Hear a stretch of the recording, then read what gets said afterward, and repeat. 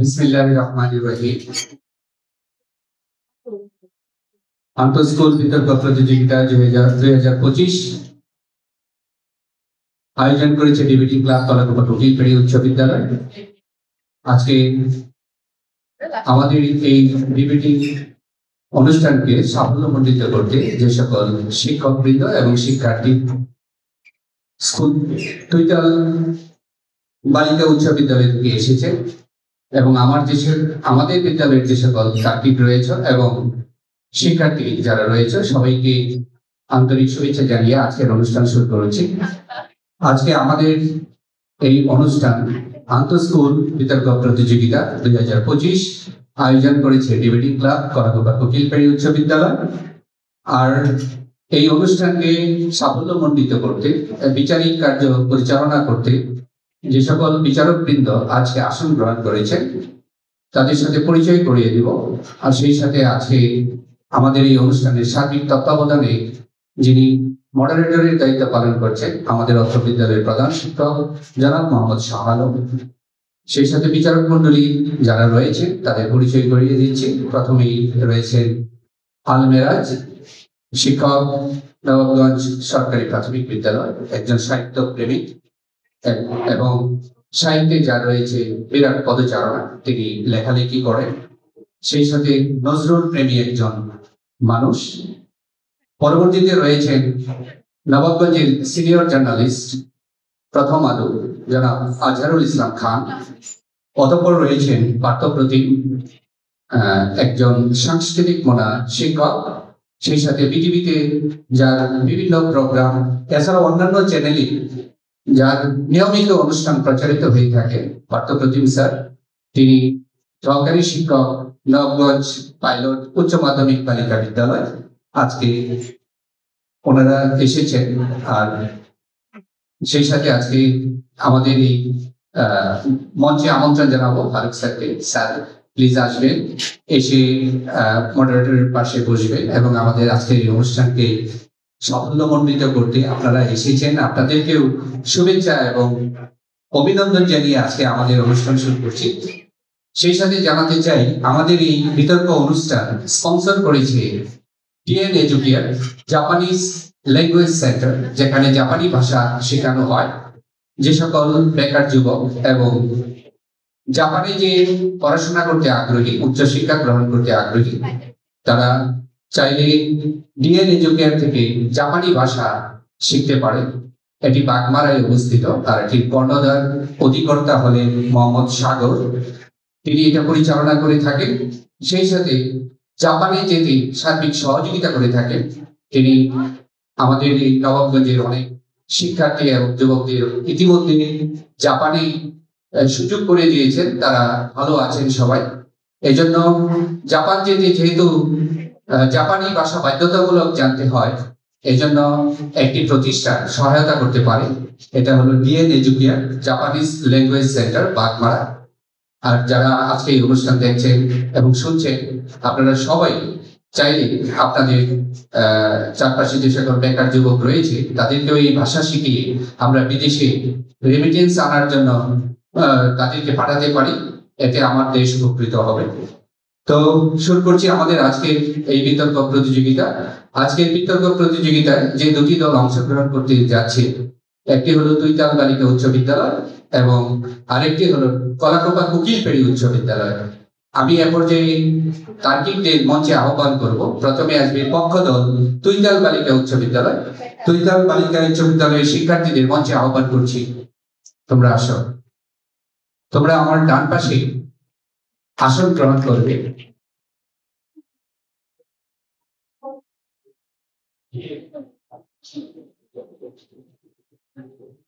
ধন্যবাদ। এ পর্যায়ে আসবে বিপক্ষ দলীয় যে সকল তার্কিক রয়েছে, কলাকুপা কোকিলপাড়ি উচ্চ বিদ্যালয়ের তার্কিক, তোমাদের মঞ্চে আহ্বান করছি।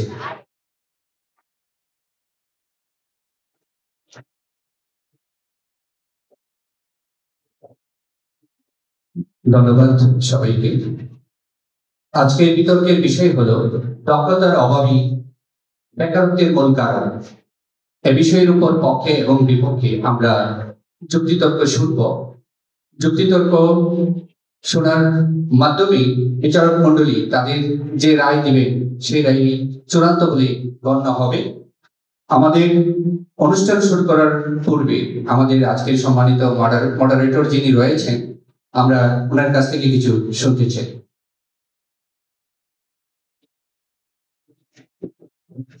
ধন্যবাদ। আজকের সম্মানিত বিচারক মন্ডলী, আমাদের একজন অতিথি আছেন জনাব ফারুক আহমেদ, সিনিয়র সাংবাদিক, আমাদের অংশগ্রহণকারী বিদ্যালয়ের শিক্ষক মন্ডলী, আপনাদের সকলকে আন্তরিক অভিনন্দন জানাচ্ছি আজকের বিতর্ক প্রতিযোগিতায়। যারা শ্রোতা আছে তাদেরকেও শুভেচ্ছা জানাচ্ছি। তো আমরা আসলে শিক্ষার্থীদের মধ্যে যে প্রতিভা আছে সেই প্রতিভা অন্বেষণের জন্যই আমরা এই অনুষ্ঠানটির আয়োজন করার চেষ্টা করেছি।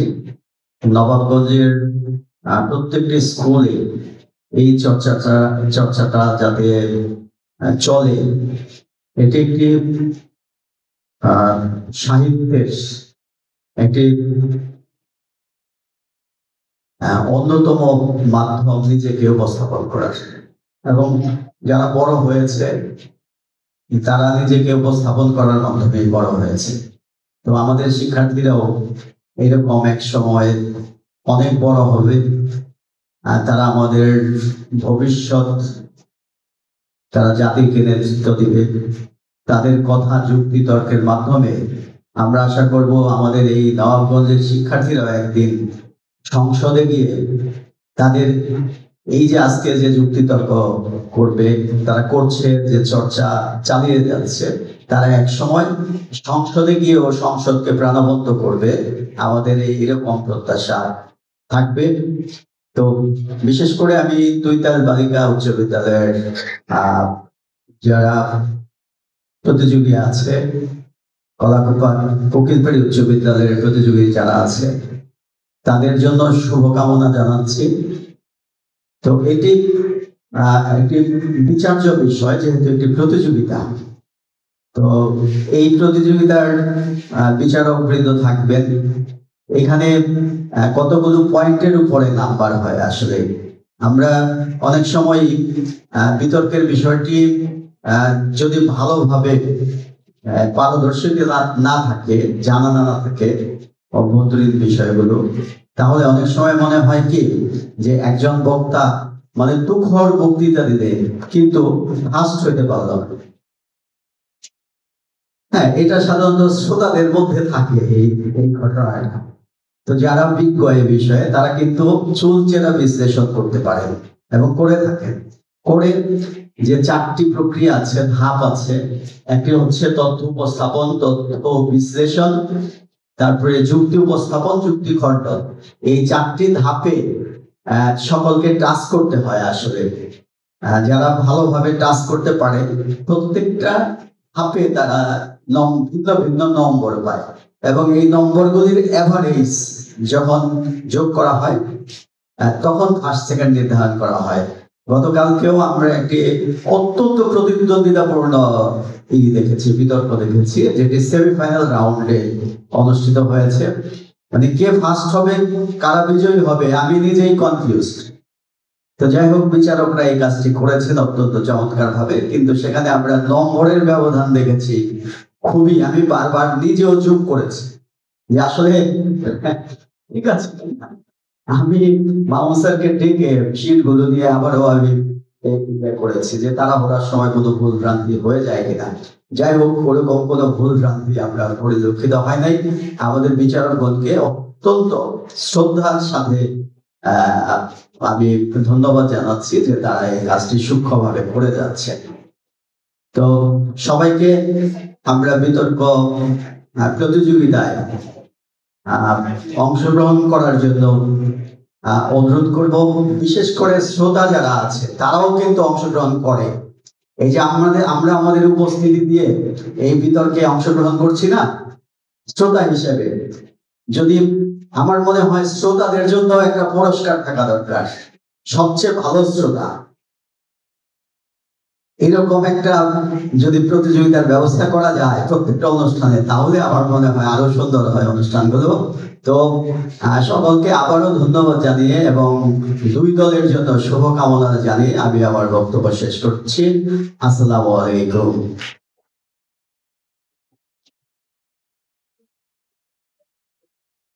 ধন্যবাদ আজকের অনুষ্ঠানের সম্মানিত মডারেটর। আমাদের অনুষ্ঠান এখনই শুরু হবে। এরপর যে আমরা তার্কিকদের সাথে পরিচিত হব। প্রথমেই পক্ষদলীয় যে সকল তার্কিক রয়েছে, তোমরা তোমাদের পরিচয়ের সাথে সাথে হাত তুলে জবাব দেবে। প্রথমেই রয়েছে পক্ষদলীয় যে সকল বক্তা। তুইতাল বালিকা উচ্চ বিদ্যালয়ের প্রথম তার্কিক প্রিয়তা গমেজ। প্রিয়তা গমেজ। অতঃপর রয়েছে দ্বিতীয় তার্কিক অঙ্কিতা মারিয়া গমেজ। সবশেষে দলনেতা মহুয়া ইসলাম। ধন্যবাদ তোমাদের। বিপক্ষ দলীয় যে সকল তার্কিক রয়েছে, তোমাদের পরিচয় পর্বের পালা। প্রথমেই প্রথম বক্তা হিসাবে বক্তব্য উপস্থাপন করবে তৌহিদুল ইসলাম। অতঃপর দ্বিতীয় তার্কিক কাজী মেহজাবিন ইসলাম এবং দলনেতা মার্শিয়া মাহজাবি। তো আমাদের পরিচয় পর্ব শেষ হলো। এ পর্যায়ে আমরা আমাদের বিতর্কের নিয়ম কানুন জানিয়ে দিচ্ছি। আমাদের প্রত্যেক তার্কিক বক্তব্য উপস্থাপনের সময় পাবে 5 মিনিট। চতুর্থ মিনিট অতিক্রম হওয়ার পর প্রথম সতর্ক ঘন্টা বাজবে। পঞ্চম মিনিট অতিক্রমের পর চূড়ান্ত ঘন্টা বাজবে। আশা করি তোমরা ইতিমধ্যে জেনে গিয়েছ। আর ইতিমধ্যে আমাদের মাননীয় মডারেটর স্যার যে সকল বিষয়ের উপর নম্বর প্রদান করবেন বিচারক মন্ডলী জানিয়ে দিয়েছেন। তারপরেও তোমাদের জ্ঞাতার্থে আবারও জানিয়ে দিচ্ছি, তার্কিকরা অত্যন্ত মনোযোগ সহকারে শুনবেন এবং মানবেন। আমরা যে সকল বিষয়ের উপর নম্বর প্রদান করব এবং আমাদের বিচারক মন্ডলী যে সকল বিষয়ে খেয়াল রাখবেন, আপনাদের সেই বিষয়গুলো খেয়াল রাখতে হবে। তো প্রথমেই রয়েছে তত্ত্ব উপস্থাপন, তার জন্য নম্বর থাকবে 10। অতঃপর রয়েছে তত্ত্ব বিশ্লেষণ, বরাদ্দকৃত নাম্বার 10। যুক্তি উপস্থাপন, বরাদ্দকৃত নাম্বার 10। সবশেষে যুক্তি খণ্ডন, তার জন্য 10। মোট নম্বর 40। এই ক্ষেত্রে বিচারক মন্ডলীদের দৃষ্টি আকর্ষণ করছি এবং বলছি, দলনেতা যখন যুক্তি খণ্ডন করবে এই নম্বরটা আমরা প্রথম রাউন্ডের পর দ্বিতীয় রাউন্ডে যখন আরো 2 মিনিট সময় প্রদান করা হবে, ওই 2 মিনিট অতিক্রমের পর যুক্তি খণ্ডনের নম্বরটা প্রদান করবে। ধন্যবাদ। আমাদের নিয়ম কানুন জানা হলো। এরপর যে আমরা আমাদের বিতর্ক অনুষ্ঠান শুরু করতে পারি। আবার জানিয়ে দিচ্ছি, আমাদের এই বিতর্ক প্রতিযোগিতা আয়োজন করেছে ডিবেটিং ক্লাব কলাকুপার কোকিলপাড়ি উচ্চ বিদ্যালয়, স্পন্সর করেছে DN Educare a Japanese language centre, এটা বাগমারায় অবস্থিত। তো আমরা আমাদের অনুষ্ঠান শুরু করতে যাচ্ছি। আশা করি তার্কিকরা প্রস্তুত আছে। তো প্রথমেই পক্ষদলীয় প্রথম বক্তা তুইতাল বালিকা উচ্চ বিদ্যালয়ের প্রিয়তা গমেজ তার বক্তব্য উপস্থাপনে আহ্বান করছি।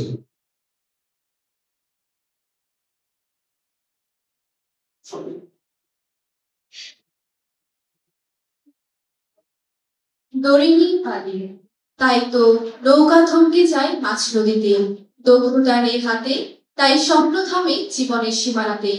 ধন্যবাদ মাননীয় মডারেটর আমাকে কিছু বলার সুযোগ করে দেওয়ার জন্য।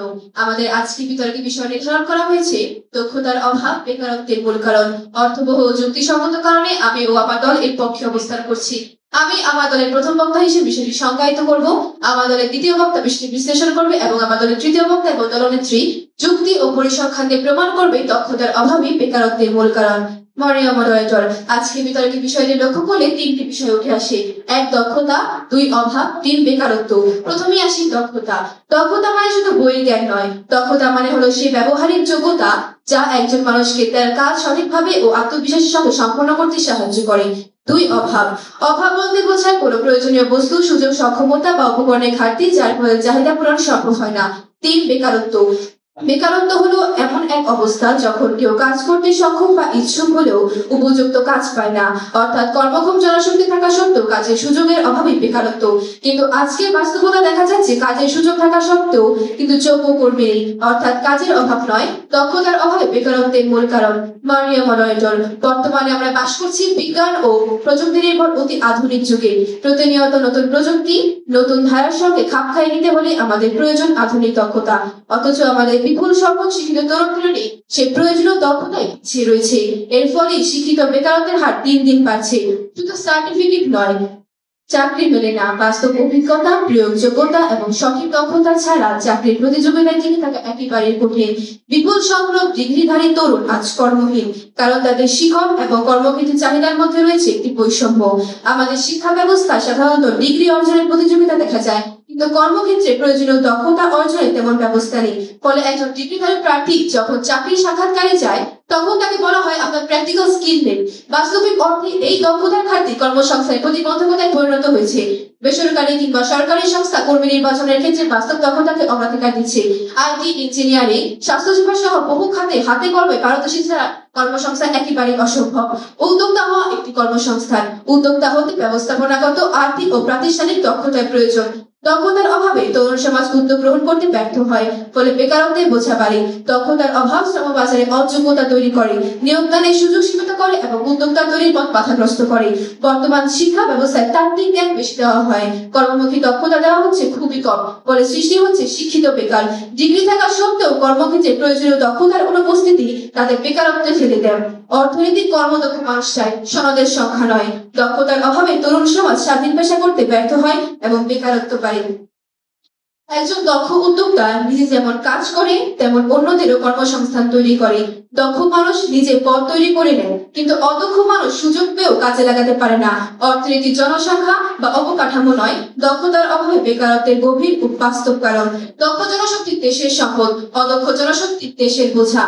বাংলাদেশের আইটি, গার্মেন্টস, হোটেল ম্যানেজমেন্ট হাজার হাজার চাকরি খালি, সেগুলোতে মানুষ নিয়োগ দেওয়া হয় না কেন? কারণ তাদের উপযুক্ত দক্ষতা নেই। যদি দক্ষতার অভাব প্রধান কারণ না হয়, তাহলে এত চাকরি খালি থাকা সত্ত্বেও মানুষ বেকার কেন? প্রশ্নের প্রতিপক্ষ তাদের মুখের কাছে। দেশে দক্ষ লোক না থাকায় বিদেশি বিশেষজ্ঞদের নিয়ে আসতে হয়, এটা কি স্পষ্ট প্রমাণ নয়? নিজের দেশে কাজের সুযোগ বিদেশিরা নেবে আর আমরা বেকার থাকবো, এটা কি দক্ষতার অভাব নয়? গবেষণা দেখা গেছে মাধ্যমিক থেকে স্নাতকোত্তর ডিগ্রিধারীদের 33% এর বেশি পুরোপুরি বেকার। শিক্ষিত ও অশিক্ষিত বেকারদের মধ্যে তারতম্য রয়েছে। বাংলাদেশে শিক্ষিত তরুণদের বড় একটি অংশ বেকার থাকলেও ভারতীয়, শ্রীলঙ্কা সহ বিদেশি কর্মীরা কাজ করছে। এর কারণে কাজের জন্য যে দক্ষতার প্রয়োজন বাংলাদেশি তরুণদের মধ্যে সেই দক্ষতা নেই। বাস্তবতা হচ্ছে ভারত ও শ্রীলঙ্কা ডিগ্রির মান বাংলাদেশের তুলনায় অনেক বেশি। এর কারণে নিয়োগকারীরা বিদেশি কর্মী নিয়োগ দিচ্ছেন। শিক্ষা জ্ঞানের আলো ছড়ায়, তা দিয়ে মানুষ ও মানুষের মন আলোকিত হয়। তাই শিক্ষার সঙ্গে প্রয়োজন বিশেষ দক্ষতা, বিশেষ করে বিভিন্ন চাকরির ক্ষেত্রে। বাংলাদেশের উচ্চশিক্ষিত তরুণ তরুণীদের মধ্যে একটা অংশ হচ্ছে বেকারত্ব। বেকারত্ব এবং হতাশা চলমান না সত্ত্বেও যে এখন কতটা মারাত্মক আকার ধারণ করেছে তা বোঝা যায় গণমাধ্যমে উঠে আসে বিভিন্ন সংবাদের মধ্য দিয়ে। একজন শিক্ষার্থী 28 বছর শেষ হয়ে যায় পড়াশোনা শেষ করছে। সরকারি চাকরির শেষ বয়স অর্থাৎ 30 বছরের মধ্যে বিসিএস করানো সরকারি চাকরির জন্য আবেদন করা তেমন একটা সময় থাকে না। এর মধ্যে তো বৈশ্বিক অস্থিরতা তো হাত ধরে দেশে দেশে নানা রকম অস্থিরতা ও দৃঢ়তা তো আছেই। সব মিলিয়ে একজন চাকরির প্রার্থী প্রতিদিনের পথ চলার পরে বেশ মুশকিলে। এই অবস্থায় মরার উপর খাড়ার ঘা হয়ে দাঁড়ায় দক্ষতার অভাব। মনে রাখতে হবে অদক্ষ যুব সমাজ বেকারত্বের হার বাড়লে জনবহুলাংশে দায়ী। কেননা বর্তমানে যুব সমাজের কর্মমুখী হওয়া আগ্রহ খুবই কম। তারা শুধু কোনোভাবে পরীক্ষায় পাশ করাকে চাকরি হওয়ার মূল হাতিয়ার হিসেবে মনে করে থাকে। বেকারত্ব নানা কারণ থাকতে পারে, তবে বর্তমান শ্রমবাজারে দক্ষতার অভাব সবচেয়ে বেশি প্রভাবশালী। আমি আমার বক্তব্য শেষ করতে চাই এই বলে, বেকারত্বের দায় বাস্তবতা নয়, অযোগ্যতার অভাব। বেকারত্ব সমাধান করতে চাইলে প্রথমে অজুহাত নয়, দক্ষতা বাড়াতে হবে। তাই আমাদের বক্তব্য অস্বীকার করা মানে বাস্তবতাকে অস্বীকার করা। ধন্যবাদ মাননীয় মডারেটর, ধন্যবাদ সবাই। ধন্যবাদ প্রিয়তা গমেজকে, পক্ষদলীয় প্রথম তার্কিক। তার বক্তব্য উপস্থাপনের জন্য শিক্ষার্থী তৈতাল বালিকা উচ্চ বিদ্যালয় এ পর্যায়ে মঞ্চে আমন্ত্রণ জানাবো বিপক্ষ দলীয় প্রথম তার্কিক তহিদুল ইসলামকে, শিক্ষার্থী কলাকোকা উচ্চ বিদ্যালয়। ধন্যবাদ মাননীয় মডারেটর, বিজ্ঞ বিচারক মণ্ডলী ও আমার প্রতিপক্ষ দলের বন্ধুরা, সবাইকে আমার সালাম, আসসালামু আলাইকুম। মাননীয় মডারেটর, আমার বিপক্ষ দলের প্রথম বক্তা দক্ষতার যে বিবরণ দিয়েছেন এবং যে সকল তথ্য উপাত্ত উপস্থাপন করেছেন, আমি এবং আমার দল তার কিছু অংশকে সমর্থন করছি, কিন্তু বিরোধিতা করছি মূল বা মুখ্য কারণ হিসেবে যাকে চিহ্নিত করা হয়েছে তাকে। মাননীয় মডারেটর, আমি ও আমার দল আজকে বিশ্লেষণ ও যুক্তির মাধ্যমে প্রমাণ করে যাব যে দক্ষতা নয়, বরং কর্মসংস্থার অভাব এবং এর পাশাপাশি শিক্ষার্থীদের মানসিকতা এবং দিন দিন প্রযুক্তিগত বিকাশ এই বেকারত্বের জন্য প্রধানত দায়ী। মাননীয় মডারেটর, আমাদের দেশে বেকারত্বের একটি অন্যতম কারণ হচ্ছে কর্মসংস্থার অভাব। আমাদের দেশে যেই পরিমাণে শিক্ষার্থী প্রতি বছর স্নাতক অথবা স্নাতকোত্তর সম্পন্ন করে বিশ্ববিদ্যালয় থেকে বের হচ্ছেন, তাদের বড় একটি অংশের জন্য দেশে কোনো প্রকার চাকরি নেই। মাননীয় মডারেটর, আমরা সকলেই ঢাকামুখী হই গ্রাম থেকে চাকরির আশায়, কিন্তু আমাদের এই একটি শহর দিয়েই সবচেয়ে বড় উদাহরণ পেতে পারি। ঢাকায় বাস করে প্রায় 2 কোটি মানুষ, যেখানে ঢাকার ধারণ ক্ষমতা মাত্র 30 লক্ষ। সমগ্র বাংলাদেশেরই একই চিত্র। বাংলাদেশ মানচিত্রের দিক থেকে অর্থাৎ আয়তনের আকারে পৃথিবীতে 90তম দেশ হলেও জনসংখ্যার দিক থেকে আমরা পৃথিবীতে 8ম অবস্থানে রয়েছি। অর্থাৎ কোনোভাবেই আমাদের দেশের সকল মানুষের জন্য কর্মসংস্থানের ব্যবস্থা করা সম্ভব নয়। মাননীয় মডারেটর, আমাদের দেশে উপযুক্ত চাকরি নেই বললেই চলে। আমার বিপক্ষ দলের প্রথম বক্তা যখন বলে গেলেন যে আমাদের দেশের বেকাররা চাকরি পাচ্ছে না, আমাদের দেশের ছেলেরা চাকরি করছে না, তাদের অবস্থায় বাহির থেকে আমরা লোক নিয়ে আসছি, তাকে আমি তখন বলতে চাই, আমাদের দেশে সেই অদক্ষ বেকার ছেলেটাই কিন্তু ঠিকই ইউরোপ অথবা মধ্যপ্রাচ্যে গিয়ে ডিপি চাকরি করছে এবং রেমিটেন্স পাঠাচ্ছে। তাহলে সে কি এয়ারপোর্ট থেকে দক্ষতা কিনে নিয়ে বিদেশ চলে যাচ্ছে? প্রশ্ন রবে বিপক্ষ দলের কাছে। আমাদের দেশে বেকারত্বের আরেকটি মূল বা মুখ্য কারণ হলো আমাদের শিক্ষার্থীদের মানসিকতা। মাননীয় মডারেটর, আমাদের দেশের শিক্ষার্থীরা 5 বছর দাঁড়ে দাঁড়ে সিভি নিয়ে ঘুরতে পারে, তবে সে কোনোভাবেই একটি প্রতিষ্ঠান বা নিজে উদ্যোক্তা হওয়ার সাহস দেখাবে না, এবং এটি আমার বিপক্ষ দলের প্রথম বক্তা আমার সাথে সম্মতি পোষণ করে গেলেন। মাননীয় মডারেটর, আমাদের দেশে কৃষি বিশ্ববিদ্যালয়ে যে পাশ করা ছেলেটা কৃষি অফিসার হওয়া ছাড়া অন্য কোনো কথা ভাবতেই পারে না। যেখানে আমাদেরকে পাঠ্য বই পড়ানো হয় যে মাইনুল ইসলামের কথা, যে নিজেই অ্যাডভান্স ফার্মিং শুরু করেছে। তাহলে আমাদের শিক্ষার্থীদের মানসিকতাই যদি হয় চাকরি নির্ভর, তাহলে কি করে আমরা বেকারত্বকে দূর করব? মাননীয় মডারেটর, আমাদের দেশের শিক্ষার্থীরা চাকরির যে বেড়াজালে বন্দী, এই বেড়াজালে বন্দির সবচেয়ে বড় কারণ হচ্ছে তাদের এই চাকরি নিয়ে থাকা কিছু ভ্রান্ত ধারণা, যে চাকরি করলে জীবন নিরাপদ, ব্যবসায় লস হওয়ার আশঙ্কা রয়েছে। তবে আমাদের প্রধান উপদেষ্টা আমাদেরকে প্রতিনিয়ত কিন্তু চাকরি ছেড়ে নিজেই একজন স্বয়ংসম্পন্ন উদ্যোক্তা হতে আহ্বান করেন। মাননীয় মডারেটর, আমাদের দেশে বেকারত্বের আরেকটি প্রধান কারণ হলো প্রতিনিয়ত বিশ্বের প্রযুক্তিগত ক্রমবর্ধনশীল উন্নয়ন। আমাদের বিশ্বে এই মুহূর্তে যে সকল চাকরি রয়েছে, 2035 সালের মধ্যে তার প্রায় 40% চাকরি সম্পূর্ণরূপে নাই হয়ে যাবে, এবং এর প্রধান কারণ হচ্ছে আর্টিফিশিয়াল ইন্টেলিজেন্সের এ সকল জায়গা দখল করে নেওয়া। মানুষের জায়গা যখন রোবট গ্রহণ করছে, তখন মানুষ চাকরি হারাবে এবং বেকারত্ব বাড়বে। সেখানে আমাদের দক্ষতার কোনোই দোষ নেই। আমি এ সকল যুক্তি ও উপাত্তের মাধ্যমে আমার দলকে দৃঢ়ভাবে সমর্থন করছি। মাননীয় মডারেটর, আমি একটা উদাহরণের কথা বলতে চাই। গ্রামের গরিব মেয়ে জারিন যখন ঢাকার গার্মেন্টসে গিয়ে কাজ শুরু করেছিল, তখন তার কোনো যোগ্যতাই ছিল না কোনো দক্ষতা। তবে সে বাংলাদেশের মতো একটি দেশের গার্মেন্টস সেক্টরে এই মুহূর্তে একজন সক্রিয় কর্মী হিসেবে কাজ করছে, যেই দেশের গার্মেন্টস পৃথিবীতে তৈরি পোশাক রপ্তানিতে 2য় অবস্থানে রয়েছে। তাহলে সেই মেয়ে তো নিজের বাড়ি থেকে বের হওয়ার সময় কোনো প্রকার যোগ্যতা নিয়ে বের হয়নি বা দক্ষতা নিয়ে বের হয়নি। সে তার কর্মসংস্থানে গিয়ে দক্ষতা অর্জন করেছে এবং নিজে স্বয়ংসম্পূর্ণভাবে কাজ করছে। অতএব আমি আমার বক্তব্যের মাধ্যমে বলতে চাই, দক্ষতা একটি কারণ মাত্র, কিন্তু কখনোই মুখ্য কারণ নয়। আমাদের দেশে বেকারত্বের মুখ্য কারণ কর্মসংস্থানের অভাব, আমাদের শিক্ষার্থীদের চাকরিমুখী মানসিকতা এবং প্রতিনিয়ত প্রযুক্তিগত বৃদ্ধি। আমি এর মাধ্যমে আমার বক্তব্য শেষ করছি। ধন্যবাদ বিপক্ষ দলীয় তার্কিক তৌহিদুল ইসলামকে। এ পর্যায়ে পক্ষদলীয় দ্বিতীয় বক্তা অঙ্কিতা মারিয়া গমেজ, পক্ষদলীয় দ্বিতীয় বক্তা, তাকে ডায়াসে আহ্বান করছি তার বক্তব্য উপস্থাপনের জন্য। অঙ্কিতা মারিয়া গমেজ, তুইতাল বালিকা উচ্চ বিদ্যালয়।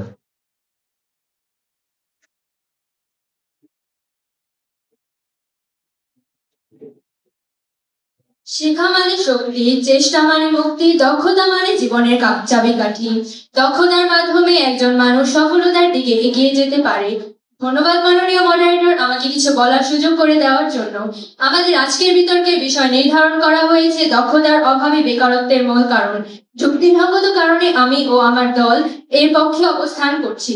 মাননীয় মডারেটর, আমার প্রতিপক্ষ দলের প্রথম বক্তা একটি প্রশ্ন করেছিলেন যে বাংলাদেশের মানুষ কিভাবে ইউরোপে কাজ করছে। মাননীয় মডারেটর, সেই সব মানুষ বিদেশে যায় ঠিকই, তাদের মধ্যে আদৌ কি যোগ্যতা ও দক্ষতা আছে, নাকি ঘুষের বোঝা বয়ে নিয়ে যায় তারা? মাননীয় মডারেটর, বেকারত্ব মানে কেবল চাকরি না পাওয়া নয়, এর মানে হলো মানুষের কর্মক্ষমতা থাকা সত্ত্বেও উৎপাদনমূলক কাজে অংশ নিতে না পারা। বর্তমানে বাংলাদেশের মতো উন্নয়নশীল দেশগুলোতে লাখ লাখ শিক্ষিত তরুণ বেকার। তারা সারাদিন আবেদন করছে, পরীক্ষা দিচ্ছে, কিন্তু চাকরি পাচ্ছে না। বাংলাদেশের পরিসংখ্যান ব্যুরোর তথ্য অনুযায়ী আমাদের দেশে প্রতি বছর প্রায় 20 লাখ তরুণ কর্মবাজারে প্রবেশ করে, কিন্তু তাদের মধ্যে উপযুক্ত দক্ষতা সম্পন্ন লোকের সংখ্যা 30% কম। এখন প্রশ্ন হলো, চাকরি নেই নাকি চাকরির জন্য উচ্চ দক্ষতা সম্পন্ন লোক নেই? উত্তর স্পষ্ট, চাকরি আছে কিন্তু দক্ষ লোক নেই। আমরা প্রায় শিক্ষার পরিমাণকে দক্ষতার সমান ভেবে ভুল করি, কিন্তু বাস্তবতা হলো শিক্ষা ও দক্ষতা এক জিনিস নয়। অনেকে স্নাতকোত্তর ডিগ্রিধারী, কিন্তু কম্পিউটার ব্যবহার জানে না, প্রেজেন্টেশন করতে পারে না, যোগাযোগ দক্ষতা নেই, কোনো নির্দিষ্ট কাজের বাস্তব জ্ঞান নেই।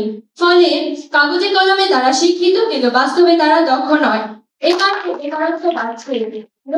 মাননীয় মডারেটর, BIDS এর এক গবেষণায় দেখা গেছে মাধ্যমিক থেকে স্নাতকোত্তর ডিগ্রিধারীদের 33% বেশি পুরোপুরি বেকার। যদি দক্ষতার অভাবে বেকারত্বের মূল কারণ না হয়, তাহলে কেন উচ্চ ডিগ্রিধারীরা এখনো বেকারত্বের সমস্যায় ভুগছে? বন্ধুরা এর উত্তর দিয়ে যাবেন। মাননীয় মডারেটর, আমার প্রতিপক্ষ দলের প্রথম বক্তা তার বক্তব্যের মাধ্যমে বারবার একই সুর গেয়ে গেলেন যে কর্মসংস্থানের অভাবই বেকারত্বের মূল কারণ। কিন্তু মাননীয় মডারেটর, বাংলাদেশে শিক্ষিত তারুণ্যের একটি অংশ বেকার থাকলেও ভারতীয়, শ্রীলঙ্কা সহ বিদেশি কর্মীরা কাজ করছেন। তথ্যসূত্র কালের কণ্ঠ পত্রিকা। যদিও কর্মসংস্থানের অভাবই বেকারত্বের মূল কারণ হয়, তাহলে বিদেশি কর্মীরা কিভাবে আমাদের দেশে কাজ করার সুযোগ পাচ্ছে? এছাড়াও বাংলাদেশ সহ বিশ্বের বিভিন্ন দেশে একটি অদ্ভুত বাস্তবতা দেখা যায়। একদিকে হাজার হাজার তরুণ বেকার, অন্যদিকে কোম্পানিগুলো বলে আমরা দক্ষ লোক পাচ্ছি না। এটাই স্কিল গ্যাপ বা দক্ষতার ফাঁক। বিশ্বব্যাপী সমীক্ষায় দেখা গেছে অনেক কোম্পানির 60% পদ খালি থাকে, কারণ যোগ্য ও দক্ষ প্রার্থী পাওয়া যায় না। অর্থাৎ বেকারত্বের মূল কারণ অর্থনীতি নয়, দক্ষতার অভাব।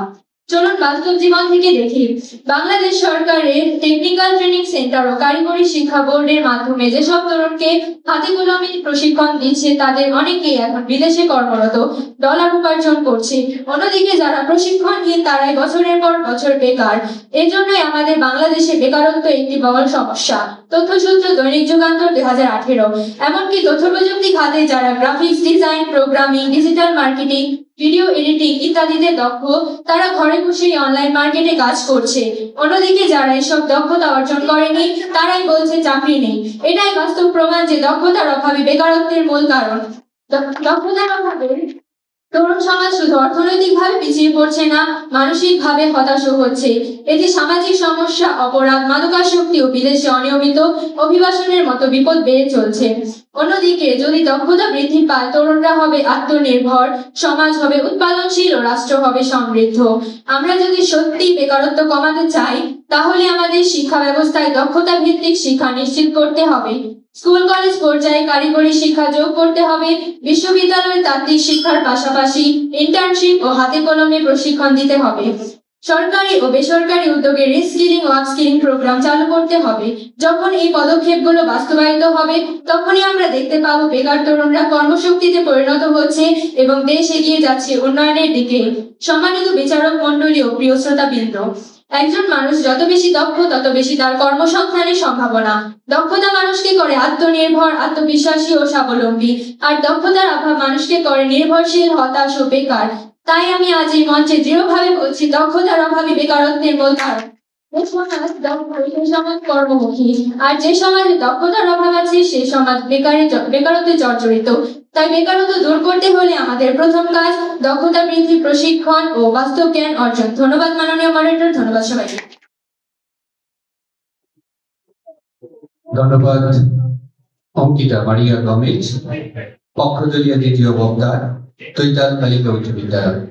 এ পর্যায়ে কলাগোপাল উকিলপেড়ি উচ্চ বিদ্যালয়ে দ্বিতীয় তার্কিক বিপক্ষ দলীয় বক্তা কাজী মেহজাবুল ইসলামকে বক্তব্য উপস্থাপনের আহ্বান করেছি। দিনের শেষে বসে থাকি শূন্য হাতে, বেকারত্বের বোঝা নিয়ে কাটে দিন রাতের সাথে। হ্যাঁ মাননীয় মডারেটর, আমি বলছি এমন এক অভিশাপের কথা যার করাল গ্রাসে বাংলাদেশ আর আজ আক্রান্ত। মাননীয় মডারেটর, বিজ্ঞ বিচারক মন্ডলী এবং যারা আমাদের বিতর্ক শুনছেন সকলকে আন্তরিক শুভেচ্ছা এবং অভিনন্দন। আসসালামু আলাইকুম। আমি বিপক্ষ দলীয় দ্বিতীয় বক্তা আমার দলের পক্ষের যুক্তিগুলোকে আরো কিছু বাস্তব তথ্য ও বিশ্লেষণের মাধ্যমে তুলে ধরতে চাই। মাননীয় মডারেটর, বাংলাদেশে বেকারত্ব একটি বিশাল সমস্যা, তবে তার মূল কারণ এই না যে আমাদের তরুণরা দক্ষতা সম্পন্ন নয়। দক্ষতার অভাব একটি কারণ হতে পারে মাত্র, তবে মূল কারণ নয়। আমি বাংলাদেশের বেকারত্বের মূল কারণকে তিনটি ভাগে ভাগ করে নিয়েছি, যথা কর্মসংস্থানের অভাব, চাকরি নিয়োগে অনীহা এবং প্রযুক্তিগত পরিবর্তন। মাননীয় মডারেটর, বাংলাদেশের বেকারত্বের মূল কারণ হিসেবে কর্মসংস্থানকে বিশেষভাবে উল্লেখ করা যায়। বাংলাদেশের কর্মসংস্থানের অভাব বেকারত্ব বৃদ্ধিতে গুরুতরভাবে প্রভাবিত করে। কৃষি খাতে কর্মসংস্থান কমছে, অন্যদিকে শিল্প ও সেবা খাতে কর্মসংস্থান বাড়ছে, অথচ সরকারিভাবে কিন্তু পর্যাপ্ত নতুন কর্মসংস্থান তৈরি হচ্ছে না। আপনারা হয়তো খেয়াল করবেন আমাদের দেশে চাকরি নিয়োগের ক্ষেত্রে ঠিক কোন বিষয়টি হয়। প্রার্থী থাকে পদ থাকে অল্প আর প্রার্থী থাকে অজস্র। উদাহরণ হিসেবে 2022 সালে অংশগ্রহণ করা সরকারি পরীক্ষায় আবেদনকারীদের কথা বলা যায়। 15 লক্ষ আবেদনকারী অংশগ্রহণ করেছিল সেই পরীক্ষায়, কিন্তু পদ ছিল মাত্র 45,000। অর্থাৎ চাহিদা বেশি কিন্তু সরবরাহ কম। আর সেই চাকরি না পাওয়া প্রার্থীদের বেশিরভাগই ছিল স্নাতক বা স্নাতকোত্তর ডিগ্রিধারী। তাহলে কি তারা অদক্ষ ছিল, নাকি কর্তৃপক্ষের চাকরি নিয়োগে অনীহা ছিল, কর্মসংস্থানের অভাব ছিল? প্রশ্ন রইল আমার প্রতিপক্ষ দলের বন্ধুদের কাছে। প্রতি বছর বাংলাদেশের লক্ষাধিক তরুণ তরুণী শিক্ষা জীবন শেষ করে কর্মজীবনে প্রবেশ করার স্বপ্ন দেখেন, কিন্তু তাদের সেই স্বপ্ন কিন্তু স্বপ্নই থেকে যায়, কারণ সেই পরিমাণে চাকরি ক্ষেত্র কিন্তু বাংলাদেশে নেই। ওয়ার্ল্ড ব্যাংক 2024 রিপোর্ট মতে বাংলাদেশে প্রতি বছর 20 থেকে 22 লক্ষ নতুন কর্মশক্তি শ্রমবাজারে যুক্ত হচ্ছে, কিন্তু চাকরির সুযোগ হচ্ছে মাত্র 9 থেকে 10 লক্ষের মতো। অর্থাৎ বাকি 10 থেকে 11 লক্ষ অর্থাৎ 50%-এর বেশি মানুষই কিন্তু কর্মহীন থেকে যায়। এটা কি দক্ষতার অভাবের ফল নাকি সুযোগের সংকট? মাননীয় মডারেটর, বেকারত্বের কারণে আরো উৎকৃষ্ট একটি উদাহরণ হতে পারে পক্ষপাতিত্ব ও সীমিত সুযোগ, যার কথা কিন্তু পক্ষ দলের প্রথম বক্তা কিন্তু বলে দিয়ে গেছেন। দেশের অনেক নিয়োগ পরীক্ষায় চাকরি নিয়োগ প্রক্রিয়ায় রাজনৈতিক প্রভাব, ঘুষ, অস্বচ্ছতা দেখা যায়, ফলে অনেক প্রার্থীরা কিন্তু বাদ পড়ে যায়। তাহলে দক্ষতা থাকা সত্ত্বেও কিন্তু এসব বেড়াজালের ভিড়ে লক্ষ লক্ষ কর্মক্ষম উপযুক্ত ব্যক্তিরা বাদ পড়ে গেল। আবার আমার প্রতিপক্ষ দলের প্রথম বক্তা বলে গেছেন উদ্যোক্তা হবার কথা। আচ্ছা, উদ্যোক্তা হতে গেলে যে আর্থিক সুবিধার প্রয়োজন এবং সেই সাথে মানসিকতার প্রয়োজন, সেটিও কিন্তু আমার প্রথম বক্তা একই সাথে সমর্থন করে গিয়েছেন। তাহলে কি আমরা বলতে পারি না যে এই উদ্যোক্তা হতে যাওয়ার জন্য সরকারিভাবে লোন, আচ্ছা ধরে নিলাম লোন নিতে পারে, সরকার কাকে কাকে লোন দিবে? সবাই তো আর জিরো থেকে হিরো হতে পারে না। আবার দ্বিতীয় বক্তা বলে গেছেন যে অনেক সময় দেখা যায় চাকরির বিজ্ঞপ্তিতে অভিজ্ঞতা ও দক্ষতার দাবি থাকে, কিন্তু নতুন প্রার্থীরা যদি দক্ষতার জন্য প্রশিক্ষণই না পায় তাহলে সুযোগ পাবে কিভাবে? দ্বিতীয় বক্তা তো আমার সাথে সমর্থনই করে গেলেন। তাহলে আমার প্রতিপক্ষের দলের মতে তো এই অভিজ্ঞতা ছেলের হাতের মোয়ার মতো। বর্তমান চতুর্থ শিল্প বিপ্লবের যুগে প্রযুক্তিগত পরিবর্তন আরো একটি উদাহরণ। প্রযুক্তিগত পরিবর্তন বলতে বোঝায় অটোমেশন, এআই, সফটওয়্যার ইউজ, যা মানুষের শ্রমকে প্রতিস্থাপন বা সহজ করে দেয়। তারা বলেন যে আমাদের দক্ষতার অভাব, এই কারণে রোবট নিয়ে আমরা কাজ করি। আচ্ছা, একটি রোবট কিন্তু 10 জনের মতো শ্রমিকের একসঙ্গে 10 জনের মতো শ্রমিকের চাকরি ক্ষেত্রকে নষ্ট করে দেয়। তাহলে কি এটা বেকারত্বের কারণের মধ্যে পড়ে না? প্রথম বক্তা নিজেই বলে গেলেন যে উদ্যোক্তার জন্য আর্থিক দক্ষতার প্রয়োজন পড়ে, আমি কিন্তু বিরোধিতা করছি। এবং দ্বিতীয় বক্তা নিজেই বলে গেলেন যে বাংলাদেশে টেকনিক্যাল ইনস্টিটিউট ডিপ্লোমা নিয়ে আবার তারাই বলছেন যে আমাদের শিক্ষা ব্যবস্থা সঠিক নয়। তারা কি শিক্ষা ব্যবস্থাকে ভুল প্রমাণিত করার চেষ্টা করছেন? আমি এর বিরোধিতা করব। আমাদের শিক্ষা ব্যবস্থায় তো কর্মমুখী শিক্ষা, ক্যারিয়ার শিক্ষা নামক পাঠ্য বই যুক্ত করা হয়েছে, তাহলে তারা কিভাবে বলেন শিক্ষা ব্যবস্থার কথা? এবং ডিপ্লোমা কোর্স, টেকনিক্যাল ইনস্টিটিউটগুলোতে অবশ্যই কিন্তু প্র্যাকটিক্যাল বিষয়ে শিক্ষাদান করা হয়, তাহলে কিন্তু শিক্ষা ব্যবস্থাকে তারা এখানে ভুল প্রমাণিত করতে পারেন না। সবশেষে তাই আমি বলতে চাই যে বেকারত্বের মূল কারণ কখনোই দক্ষতা হতে পারে না, সেটা শুধু একটি নর্মাল কারণ হতে পারে, এবং এর মূল কারণ হতে পারে কর্মসংস্থানের অভাব, মানসিকতার প্রভাব এবং প্রযুক্তিগত পরিবর্তন। ধন্যবাদ সকলকে। আসসালামু আলাইকুম। ধন্যবাদ কাজী মেহজাবিন ইসলাম, বিপক্ষ দলীয় দ্বিতীয় তার্কিক, শিক্ষার্থী কলাকুমার কুকি পেড়ি উচ্চ বিদ্যালয়। এ পর্যায়ে আমরা পক্ষ দলীয় দলনেতা মহুয়া ইসলাম, তৈতাল বালিকা উচ্চ বিদ্যালয়, তার বক্তব্য উপস্থাপনের আহ্বান করছি।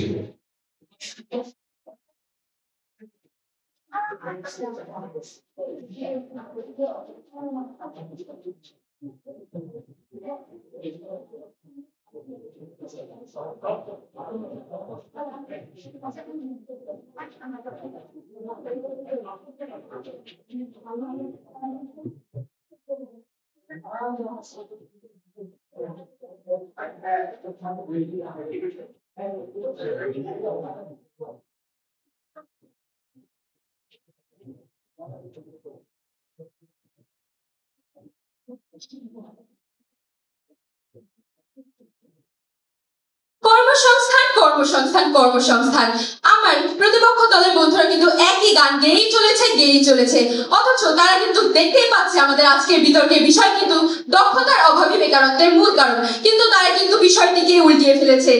মাননীয় মডারেটর, সম্মানিত বিচারক মণ্ডলী, আমার প্রতিপক্ষ দলের বন্ধুরা এবং প্রিয় শ্রোতাবৃন্দ, সবাইকে জানাই আমার আন্তরিক প্রীতি, শুভেচ্ছা ও সালাম। আসসালামু আলাইকুম।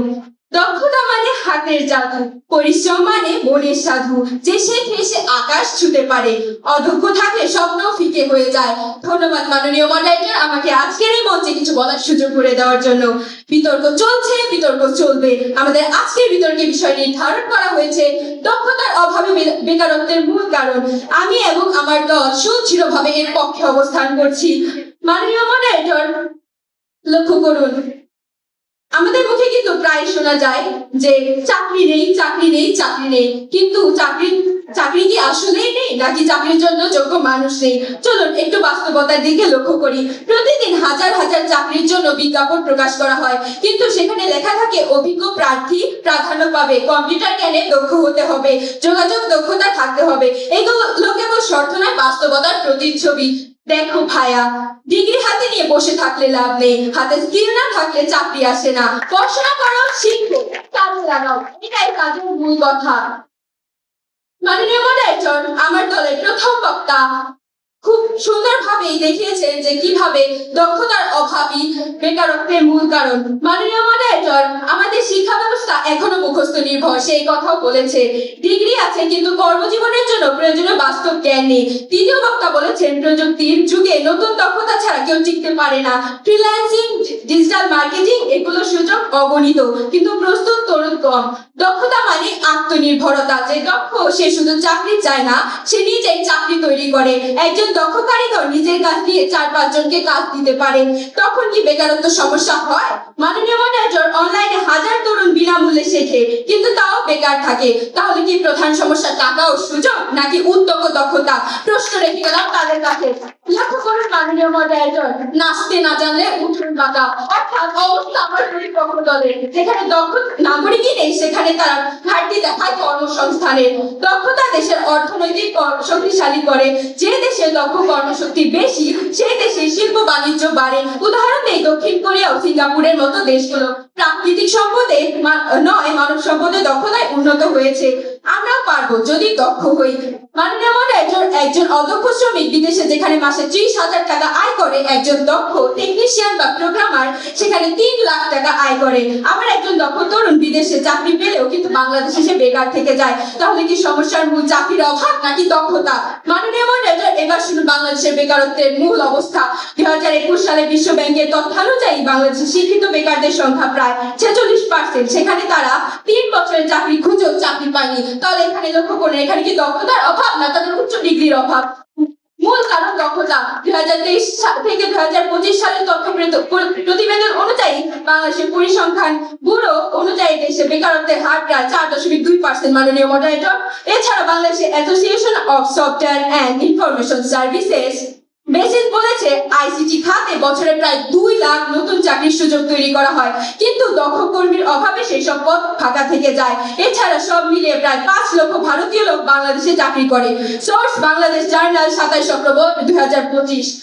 এছাড়া চীন, থাইল্যান্ড, রাশিয়ার মতো দেশের মানুষ বাংলাদেশে এসে কাজ করছে। তাহলে মাননীয় মডারেটর বলুন, যদি বাংলাদেশে এতই কর্মসংস্থানের অভাব হয়, তাদের মতো উন্নত দেশ কিভাবে বাংলাদেশে এসে চাকরি করছে? বাংলাদেশে প্রতি বছর রেমিটেন্স টার্গেট $20 সেখানে বিদেশিরাই নিয়ে যায় 5 ভাগের 1 ভাগ। তাহলে কিভাবে বাংলাদেশে উন্নয়ন হবে? কারণ তারা 20% দক্ষ। এছাড়া বাংলাদেশে 30 থেকে 40% পদ শিল্প খাতে খালি পড়ে থাকে। মাননীয় মডারেটর, বাংলাদেশে উচ্চ মাধ্যমিক বিদ্যালয় পাশ করে বেকার 7,70,000 এবং স্নাতক পাশ করে বেকার 13,14,000। তথ্যসূত্র দ্য ডেইলি ক্যাম্পাস। এবার নিজের চোখের সামনে ঘটে যাওয়া দুটি বাস্তবতা দেখি। রাবি নামে এক তরুণ ঢাকা বিশ্ববিদ্যালয় থেকে অর্থনীতিতে অনার্সে দীর্ঘদিন চাকরি পায়নি, পরে সে ডিজিটাল মার্কেটিং শেখে এখন ফ্রিল্যান্সিং করে 50,000 টাকা আয় করছে। মাননীয় মডারেটর, একটি প্রবাদ আছে, আমাকে একটি শিক্ষিত মা দাও, আমি একটি শিক্ষিত জাতি দেব। অর্থাৎ আমাকে একটি দক্ষ নাগরিক দাও, আমি হাজার হাজার কর্মসংস্থান তৈরি করে দিব। মাননীয় মডারেটর, শেখা মানে শক্তি, চেষ্টা মানে মুক্তি, দক্ষতা মানে জীবনের চাবিকাঠি। অর্থাৎ আমরা শুধু কর্মসংস্থানকে কিন্তু বেকারত্বের মূল কারণ হিসেবে দাবি করতে পারি না, এখানে আমাদের দক্ষতা ও যোগ্যতা থাকতে হবে। আমরা যদি এত কর্মসংস্থান নির্মাণ করে রাখি এবং সেখানে একটা দক্ষ ব্যক্তি নেই, তাহলে সেই সব কর্মসংস্থান চলবে কি করে? মাননীয় মডারেটর, একজন নাগরিক যেখানে সুই চোগাতে পারে না, ওখানে যদি আমরা তাকে গার্মেন্টসে বসিয়ে রাখি, তাহলে সে গার্মেন্টস চালাতে পারবে? এই বলে আমি আর বক্তব্য শেষ করছি। ধন্যবাদ মাননীয় মডারেটর, ধন্যবাদ সবাইকে। ধন্যবাদ পক্ষদলীয় দলনেতা মোহাম্মদ ইসলামকে।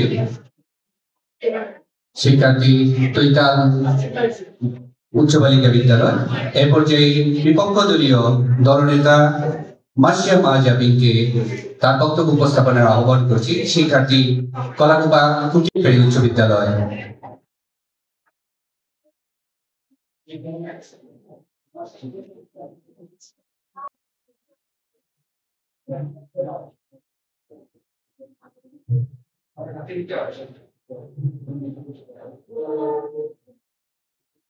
চোখে স্বপ্ন, মুখে স্তব্ধতা, আশা আছে, সুযোগ নেই। হ্যাঁ মাননীয় মডারেটর, আমি বলছি বাংলাদেশের সে সকল হাজারো লক্ষ তরুণদের কথা যারা চোখে স্বপ্ন নিয়ে খুঁজছে চাকরির সুযোগ। ধন্যবাদ মাননীয় মডারেটর, এখানে উপস্থিত সবাইকে আন্তরিক শুভেচ্ছা ও সালাম। আজকে বিতর্কের বিষয় নির্ধারিত হয়েছে দক্ষতার অভাবই বেকারত্বের মূল কারণ। সঙ্গত কারণেই আমি এবং আমার দল বিপক্ষে অবস্থান করেছি। Opportunity is a gem that millions of unemployed people in Bangladesh are waiting for. Creating job opportunities can eradicate this unemployment problem. Without opportunities, skills and creativity is stifled. সুযোগ হলো এমন এক রত্ন, আর এই রত্নের জন্য অপেক্ষায় থাকে হাজারো লক্ষ বাংলাদেশের তরুণ সমাজ। চাকরির সুযোগ সৃষ্টি পারে এই বেকারত্বের সমস্যাকে সমূলে উৎপাদন করতে। চাকরির সুযোগ যদি নাই থাকে, দক্ষতার সৃজনশীলতা মুখ থুবড়ে পড়ে থাকবে। আজকের বিতর্কের বিষয়ের মূল বিষয়টি হচ্ছে বেকারত্ব। বিষয়টিকে যুক্ত করা হয়েছে ই প্রত্যয় এবং মূল শব্দটি, অর্থাৎ যা দ্বারা নির্দেশ করা হচ্ছে একমাত্র শব্দটিকে।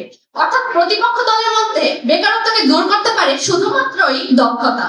মাননীয় মডারেটর, আমি আজকের বিষয়ের ঘোর বিরোধী নই, আমি বিতর্কের খাতিরে নয়, বাংলাদেশ ও বাস্তবতার নিরিখে শুধুমাত্র মূল শব্দটিকেই মেনে নিতে পারছি না। বেকারত্বের আরো যে সকল কারণ রয়েছে তার মধ্যে দক্ষতা একটি, কিন্তু তাই বলে সেটি মূল কারণ হতে পারে না। বাংলাদেশ হচ্ছে নিম্ন মধ্য আয়ের দেশ, শিল্পে অনুন্নত। এদেশের মানুষের কাছে ভিক্ষা করাটাও যেন একটা পেশা। এই ভিক্ষা করার পাশাপাশি অটো রিক্সা চালানো, জুতা সেলাই করা, বিভিন্ন ধরনের জিনিসপত্র মেরামত করা প্রত্যেকটি এক একটা পেশা। এরা সবাই তো কর্ম করেই খাচ্ছে। এবার প্রশ্ন হলো, এদের দক্ষতা অর্জন করিয়ে কর্মসংস্থানের সুযোগটা কে করে দিল? আসলে এরা সবাই ছিল অদক্ষ, অভাব আর পেটের দায়ে এরা সবাই আজ যেন কর্মজীবী। সুতরাং আমি বলতে চাই, কর্মসংস্থানের যদি সুযোগ করে দেওয়া হয়, তাহলে দক্ষতা সে অনুযায়ী এমনি এমনি অর্জন হয়ে যাবে। তার প্রমাণিত হলো অটো রিক্সা চালক যদি একটি অটোরিকশা কিনতে পারবে তাহলে সে চালানো শিখতে পারবে। যদি অটো চালকের পূর্ব দক্ষতার প্রয়োজনই হতো তাহলে নিশ্চয়ই অটো ড্রাইভিং স্কুল থাকতো। আর কিন্তু এটি কোথায়? আর তখন আমার চোখের সামনে দেখলামই না যে এখানে অটো ড্রাইভিং শেখানো হয়, এই ধরনের কোনো পোস্টার বা সাইনবোর্ড তখন আমার চোখের সামনেই পড়লো না। যে কর্মসংস্থানের অভাবী বেকারত্ব তৈরি করে, কর্মসংস্থানের পর্যাপ্ত সুযোগ না থাকায় ঠেলায় পড়ে অদক্ষ মানুষরা আজ অটো চালকের মতো নিম্ন শ্রেণীর পেশায় যুক্ত হচ্ছে। মাননীয় মডারেটর, আমি এবং আমার প্রতিপক্ষের বন্ধুরা বিতর্ক মানে শুধু যে ছকে বাঁধা কিছু কথার ফুলছড়ি তা কিন্তু নয়, বরং এটি সামাজিক দায়বদ্ধতার বড় একটি প্রশ্ন। আজ যারা ইউনো, ম্যাজিস্ট্রেট, আমাদের উপজেলা পর্যায়ে নির্বাহী অফিসার, এছাড়াও যারা বিসিএস এ কর্মরত রয়েছেন, ওনারা কি দক্ষতার আলোকে চাকরি পেয়েছেন? অবশ্যই না। বিসিএস নামক একটি তত্ত্বীয় পরীক্ষার মাধ্যমে তারা বিসিএস ক্যাডার হলেন শীর্ষপদীয় উচ্চ কর্মকর্তা, যাদের পূর্বে ছিল না কোনো দক্ষতা। প্রমাণিত হয় যে দক্ষতা কর্মসংস্থানের যোগান দেয়নি, বরং কর্মসংস্থানে আত্মনিয়োগের মাধ্যমে দক্ষতা অর্জন হয়েছে এবং তারা এই রাষ্ট্র পরিচালনা করবে। জন্য আরো একটি উদাহরণ দিয়ে যেতে চাই এবং তাদেরকে স্পষ্ট করতে চাই যে কর্মসংস্থানের সুযোগ দিলে বিপুল সংখ্যক বেকার যুবকদের বেকারত্ব দূর হয়ে যায়। যেমন আজকে যারা বাংলাদেশের police, Bangladesh army, border guard এবং আনসার বাহিনীতে কর্মরত রয়েছেন, ওনাদের নিয়োগ প্রক্রিয়াটি নিশ্চয়ই আমাদের সবারই জানা। তার এখন প্রশ্ন হলো, তাদেরকে দক্ষতার আলোকে চাকরি দেওয়া হয়েছে? না মাননীয় মডারেটর, একটি নির্ধারিত দিনে মাঠে সকল বেকার যুবকদেরকে লাইনে দাঁড় করিয়ে তাদের স্বাস্থ্য পরীক্ষা নিরীক্ষার মাধ্যমে উপযুক্ততা যাচাই করে তাদেরকে নিয়োগ দেওয়া হচ্ছে। এখানে দক্ষতার যেন কোনো প্রশ্নই উঠছে না। তাহলে কোথায় গেল আপনাদের সেই দক্ষতা? সুতরাং আমি বলতে চাই, একটি সুযোগই পারে একটি যুবককে কর্মসংস্থানের ব্যবস্থা করে দিতে। মাননীয় মডারেটর, বাংলাদেশ ব্যুরো 2024 রিপোর্টে বলা হয়েছে 100% শিক্ষিত ও দক্ষতা সম্পন্ন যুবকদের মধ্যে প্রায় 46% বেকার এবং প্রতি 3 জনের মধ্যে 1 জন হচ্ছে উচ্চশিক্ষিত। রিপোর্টে আরো একটি পরিসংখ্যান দেওয়া হয়েছে, যেখানে কোনো রকম প্রাতিষ্ঠানিক শিক্ষা নেই এমন যুবকদের সংখ্যা জানেন কত? প্রায় 2%। যেখানে প্রতিপক্ষ দলের প্রথম বক্তা বলে গেলেন অদক্ষরা চাকরি পায় না, সেখানে তাদের বেকারত্বের সংখ্যা মাত্র 2%। অর্থাৎ এখানে স্পষ্ট যে দক্ষতা সম্পন্ন হওয়ার পরেও দক্ষ বেকারদের থেকে অদক্ষ বেকারদের চাকরি বেশি। তাহলে কেন সেই দক্ষ যুবকরা আজ কোনো চাকরি পাচ্ছে না? দ্বিতীয় বক্তা একটি প্রশ্ন করে গিয়েছিলেন যে বিদেশিরা কিভাবে বাংলাদেশে কাজ করছে। মাননীয় মডারেটর, 1 লক্ষ বিদেশি মানুষদের কাজের অনুমতি দেওয়া আছে, কিন্তু এসবির অনুসারে বাংলাদেশে কাজ করছে প্রায় 6,78,380 জন। তথ্যসূত্র প্রথম আলো পত্রিকা 22 মে 2025। অর্থাৎ বাংলাদেশে যে অবৈধভাবে বিদেশিদের কাজ দেওয়া হচ্ছে তা কিন্তু প্রমাণিত। মাননীয় মডারেটর, সবশেষে বলতে চাই যে যাই হোক না কেন, কোনোদিনই দক্ষতা হতে পারে না এই বেকারত্বের মূল কারণ, বরং তার পিছনে রয়েছে আরো বহুবিধ কারণ এবং যার মধ্যে কর্মসংস্থানের অভাবটি মুখ্য। ধন্যবাদ সবাইকে। ধন্যবাদ মাসিয়া মাজাবিনকে, বিপক্ষ দলীয় দলনেতা, কলাকোপা কোকিল ফেরি উচ্চ বিদ্যালয়। সেই সাথে আমাদের বিতর্কের প্রথম অংশ শেষ হলো। এবার তার্কিকের উদ্দেশ্যে বলছি, তোমাদের দ্বিতীয় অংশ শুরু হবে। এ পর্যায়ে দলনেতা, প্রত্যেক দলের দলনেতা 2 মিনিট করে সময় পাবেন যুক্তি খণ্ডানোর জন্য। প্রথম মিনিট অতিক্রমের পর একটি সতর্ক ঘন্টা বাজবে এবং দ্বিতীয় মিনিট অতিক্রমের পর চূড়ান্ত ঘন্টা বাজবে। এ পর্যায়ে টুইটাল বালিকা উচ্চ বিদ্যালয়ের দলনেতা, পক্ষ দলীয় দলনেতা মোয়া ইসলামকে তার যুক্তি খণ্ডনের জন্য আহ্বান করছি।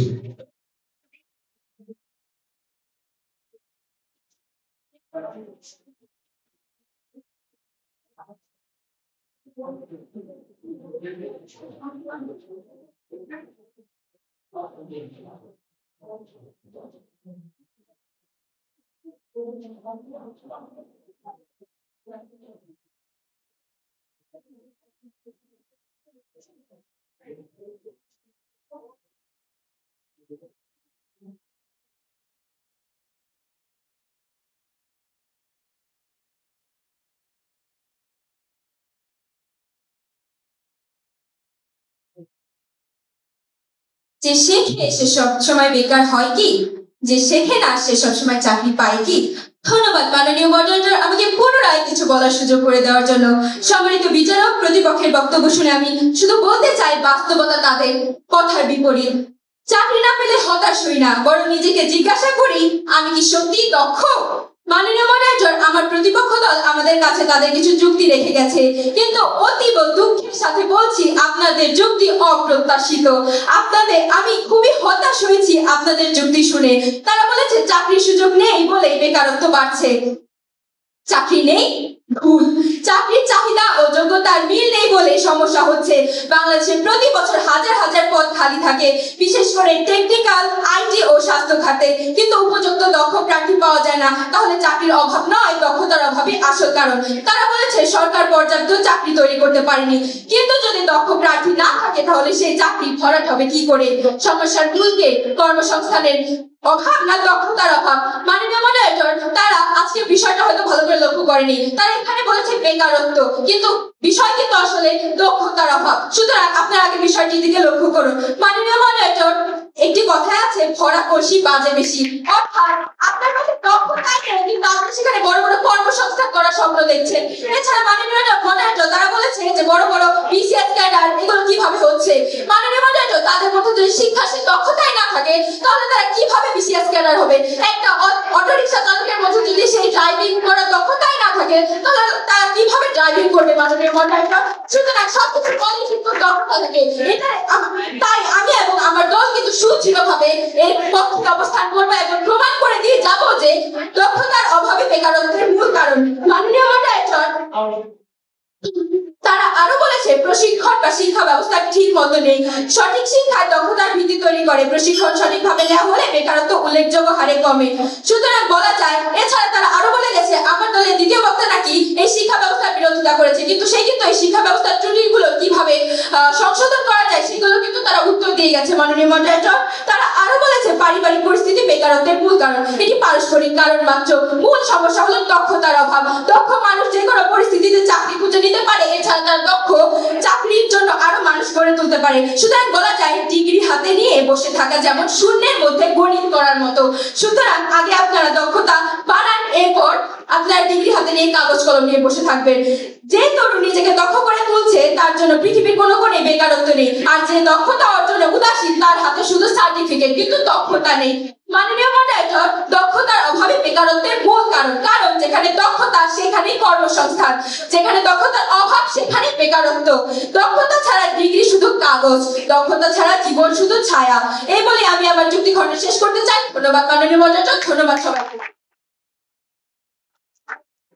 ধন্যবাদ মহুয়া ইসলাম, পক্ষদলীয় দলনেতা, তুইতাল বালিকা উচ্চ বিদ্যালয়।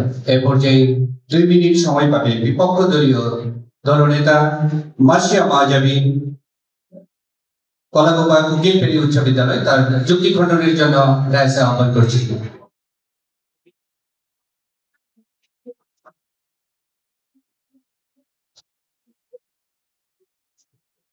ধন্যবাদ মাননীয় মডারেটর। তর্কের খাতিরে তর্ক করে আমার প্রতিপক্ষের বন্ধুরা হয়তো বা বেমালুম ভুলে গেছেন বেকারত্বের জন্য দায়ী কখনোই একটিমাত্র কারণ হতে পারে না। আর্থিক অসচ্ছলতা, রাজনৈতিক অস্থিরতা, স্বজনপ্রীতি, দুর্নীতি, কর্মসংস্থানের অপ্রাতুলতা, এরকম আরো শত শত কারণ যেখানে মূর্তমান সেখানে দক্ষতা একটি ক্ষীণ এবং ম্রিয়মাণ কারণ মাত্র, কখনোই মূল কারণ নয়। মাননীয় মডারেটর, আমি আমার বক্তব্যে অত্যন্ত সুদৃঢ়ভাবে যুক্তি উপস্থাপনের মাধ্যমে প্রতিপক্ষ বন্ধুদের অবগত করেছি দক্ষতার সাথে আরো অনেক যৌক্তিক কারণ রয়েছে যা কিনা বেকারত্ব নির্মূলে অগ্রণী ভূমিকা রাখে। কিন্তু আমাদের বিপক্ষ দলের বন্ধুরা যে আশ্বাস করে নেমেছেন তারা বিচার শেষে একই দাবি করবেন যে দরবার মানে সবই মানে, কিন্তু তাল গাছটি আমার।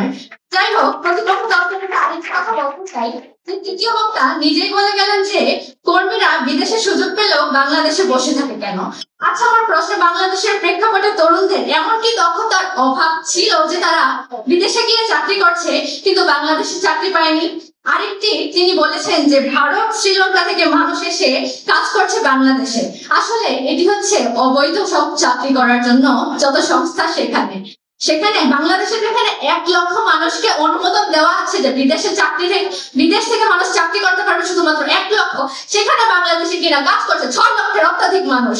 সেখানে কি প্রমাণিত হয় না যে অবৈধভাবে বাংলাদেশে কাজ করা হচ্ছে? মাননীয় মডারেটর, আরেকটি বিষয় বলতে চাই যে তৃতীয় বক্তা বলেছেন যে প্রতি বছর নাকি 1000টা চাকরির বিজ্ঞাপন আসে, কিন্তু আমি বলবো 1000টা চাকরির বিজ্ঞাপন আসলেও প্রার্থী কিন্তু লক্ষাধিক। যাই হোক, পরিশেষে বলবো মাননীয় মডারেটর, যারা অবুঝ বা যারা বোঝেও না বোঝার ভান করে তাদেরকে জোর করে বোঝাতে যেন মোটেও বুদ্ধিমানের কাজ নয়।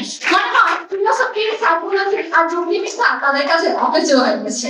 তাই বনের পাখি বোঝ মানলেও তাদেরকে বোঝানো অসম্ভব। সুতরাং সচেতন হন এবং আমাদের সাথে কণ্ঠ মিলিয়ে বলুন যে শুধুমাত্র দক্ষতাই বেকারত্বের মূল কারণ নয়, বরং তার পিছনে রয়েছে আরো বহুবিধ কারণ। ধন্যবাদ মাননীয় মডারেটর। ধন্যবাদ।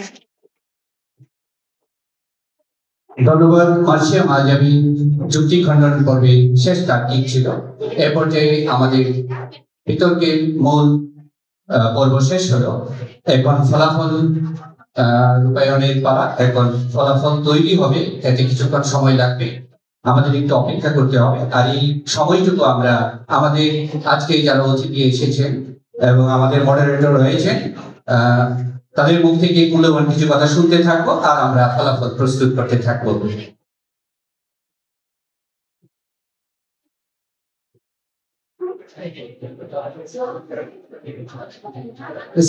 এ পর্যায়ে নুরুল ইসলাম স্যারকে আমরা একটু মঞ্চে আহ্বান করবো। স্যার প্লিজ আসবেন। স্যার, আমরা মঞ্চে আহ্বান করছি টুইটাল বালিকা উচ্চ বিদ্যালয়ের সিনিয়র শিক্ষক নুরুল ইসলাম স্যারকে। স্যার প্লিজ আসুন। আজকে বিতর্ক অনুষ্ঠানটি স্যার বসে উপভোগ করেছেন। আমরা বিতর্কের খাতিরে তর্ক বিতর্ক থাকবেই শিক্ষার্থীদের উদ্দেশ্যে। আর আমাদের এই অনুষ্ঠান আজকে কেমন লাগলো আমরা স্যারের কাছ থেকে শুনব।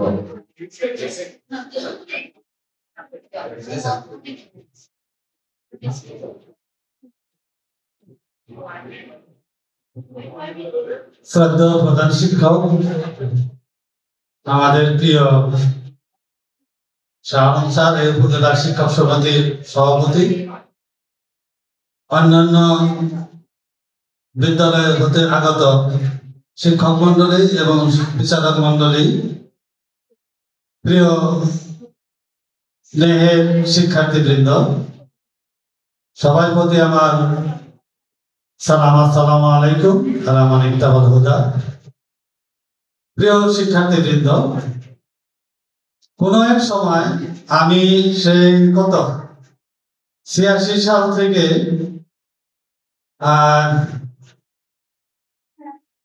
95 সাল পর্যন্ত আমি একজন বিতর্কিক ছিলাম। উপজেলা, জেলা, বিভিন্ন পর্যায়ে আমি অংশগ্রহণ সেখানে করেছি। আমার সৌভাগ্য হয়েছে, কিন্তু আমি একটু আগের দিকে যাই। এখনকার যে বিতর্কিকরা, এরা অনেক অ্যাক্টিভ এবং অনেক পারদর্শী, এবং যে সমস্ত তথ্য উপাত্ত এদের সংগ্রহ করেছে, আমাদের সময় এত তথ্য উপাত্ত সংগ্রহ করা মহান মুশকিল ছিল, যা বাস্তব। এদের পত্রিকার বিভিন্ন পরিসংখ্যান দিয়েছে,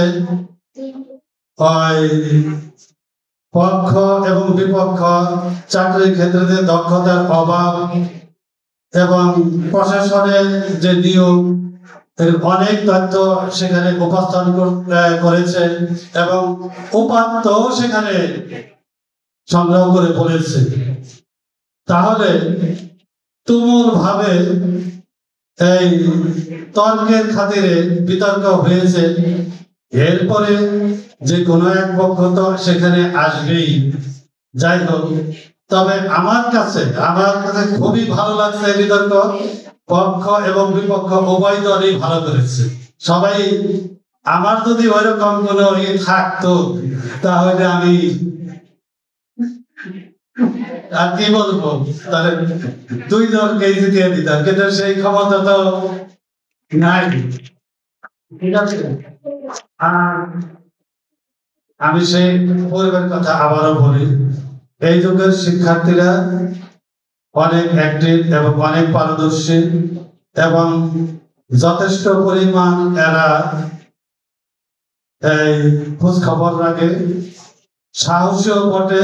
আমি নিজেই দেখেছি, আমি যখন কিনা শিক্ষকতা পেশায় আসলাম, আমাকে প্রথম ক্লাসে সেমিনেশন ক্লাসে আমার হাত পা কাঁপছে। এখন কিন্তু তা না, এখন যে কোনো জায়গায় গিয়ে দাঁড়িয়ে বলতে পারি, কোনো সমস্যা হয় না।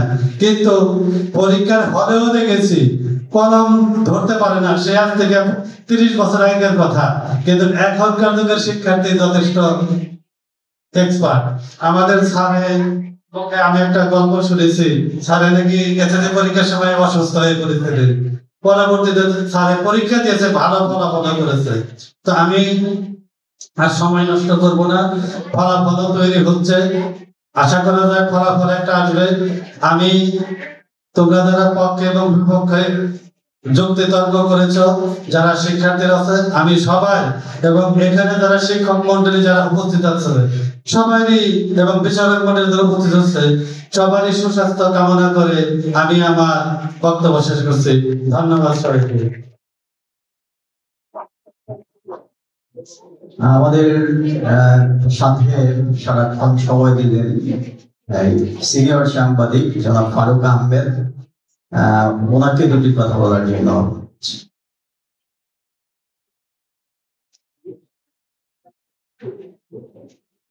দক্ষতার অভাবে বেকারত্বের প্রভাব। আজকের এই বিতর্ক প্রতিযোগিতায় অংশগ্রহণ করেছে বিভিন্ন দল। এখানে উপস্থিত হয়ে আমি অত্যন্ত খুশি হয়েছি এবং খুবই আবেগ আপ্লুত হয়ে পড়েছি, কারণ এদের তোমাদের যে অংশগ্রহণ আমাকে অভিভূত করেছে। আমি আশা করব যে এরকম অনুষ্ঠান এই নবাবগঞ্জে আরো অনেক হওয়া উচিত, কারণ একটি প্রবাদ আছে, practice make a man perfect. অর্থাৎ তোমাদেরকে অভিজ্ঞ করে তুলবে, বারংবার প্র্যাকটিস করে ও চর্চা করলেই তুমি অন্তরে এরকম অধিকতর উচ্চতর স্থানে যেতে পারবে। তো আমরা যে বিষয় আজকে দেখলাম, তোমাদের চর্চা বিতর্ক দেখলাম, আমরা আশা করবো আমরা মিডিয়াম ব্যক্তিত্ব হিসাবে আমরা চাইবো তোমাদের পাশে দাঁড়াতে, আমাদের সহযোগিতা সবসময় পাবে। আমি কাজ করি একাত্তর টেলিভিশনে এবং কালের কণ্ঠে। তোমাদেরকে আমরা চাইবো আমাদের নবাবগঞ্জ নয়, তোমরা বাংলাদেশের সর্বোচ্চ স্থানে তোমাদের দেখতে চাইবে। আমাদের মধ্যে আরো অনেক যারা আছেন, আমাদের ভাইয়েরা, আমাদের স্যার আছেন এবং আমাদের সবাই গুণী ব্যক্তিত্ব, আমাদের সর্বোচ্চ সহযোগিতা তোমরা পাবে। আমরা সহযোগিতা করে যাব, তোমাদেরকে যত দূর নিয়ে যাওয়া দরকার আমরা চেষ্টা করবো আমাদের সহযোগিতার হাত বাড়িয়ে দিতে। আর কিছু বলবো না, আরেকদিন দেখা হবে, ভালো থাকবে। আসসালামু আলাইকুম।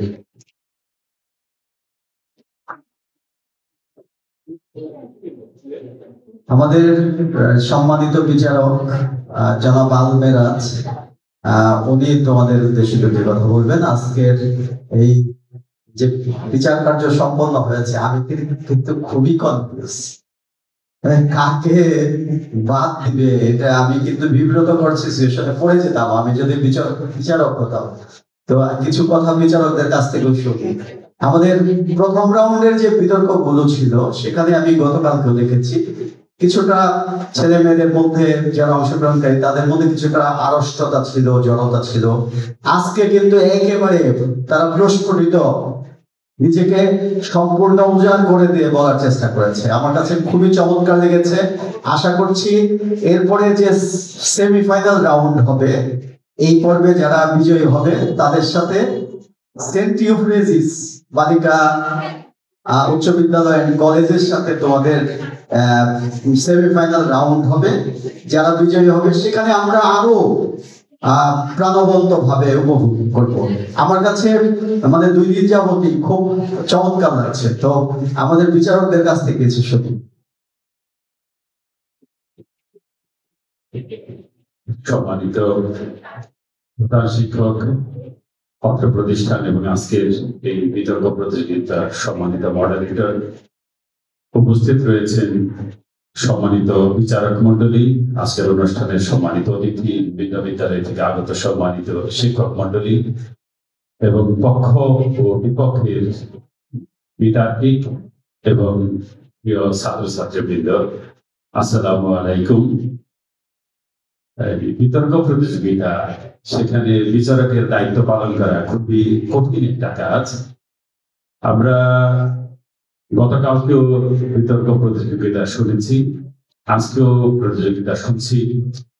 আসলে প্রত্যেক তার্কিক তারা এত চমৎকার তথ্য উপাত্ত উপস্থাপন করেছেন যা খুবই আশাব্যঞ্জক এবং আমাদেরকে খুবই মুগ্ধ করেছে।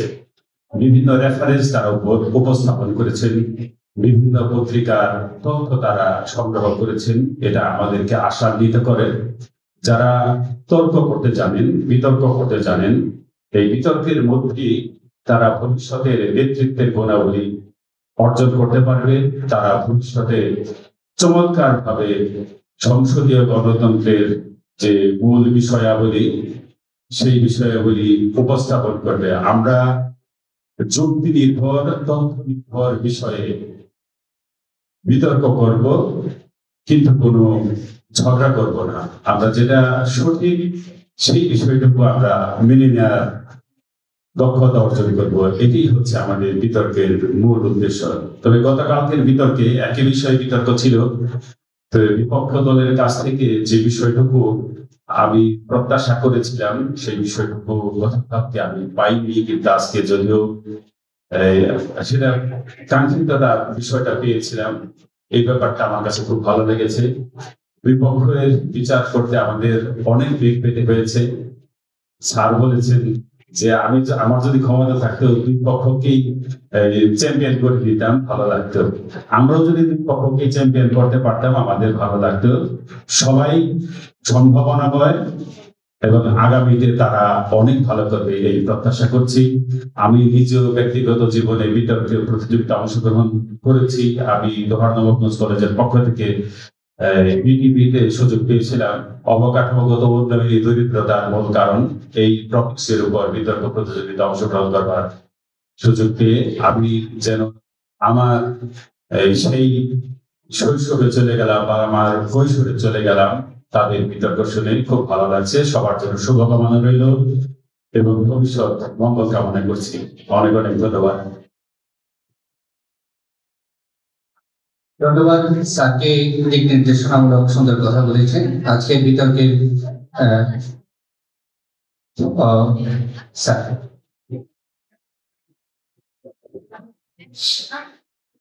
ধন্যবাদ।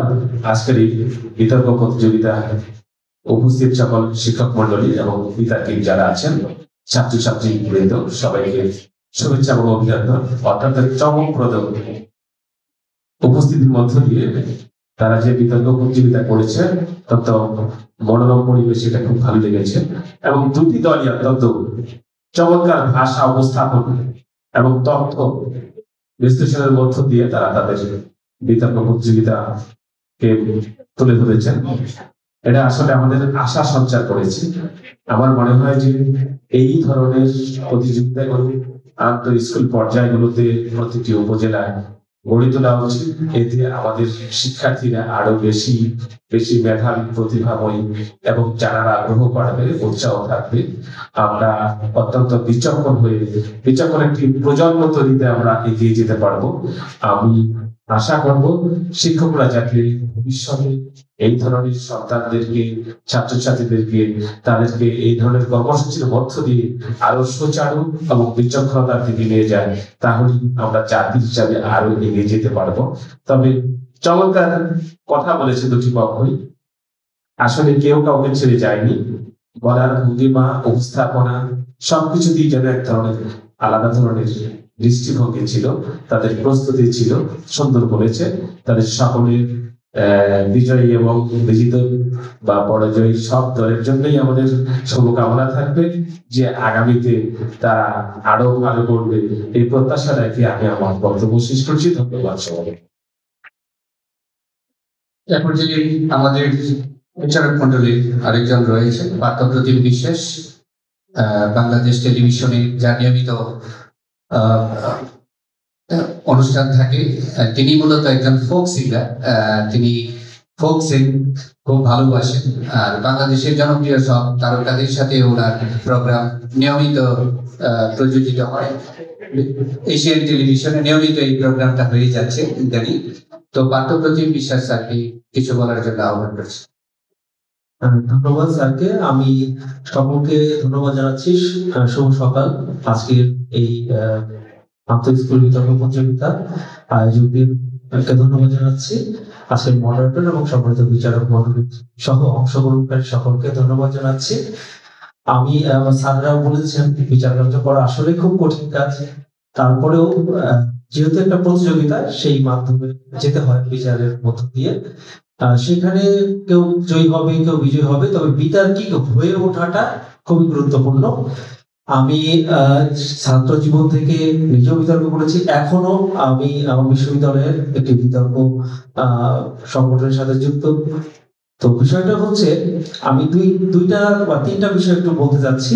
সেটি হচ্ছে দুই পক্ষের জন্য বক্তব্য উপস্থাপনার ক্ষেত্রে আমরা আঞ্চলিকতা পরিহার করার একটু চেষ্টা করব। আঞ্চলিক শব্দ যেহেতু আমরা গড়ে উঠছি কেবল, সেই জায়গাটায় আমাদের একটা সচেতনতা থাকতে হবে, এটা একটা বিষয়।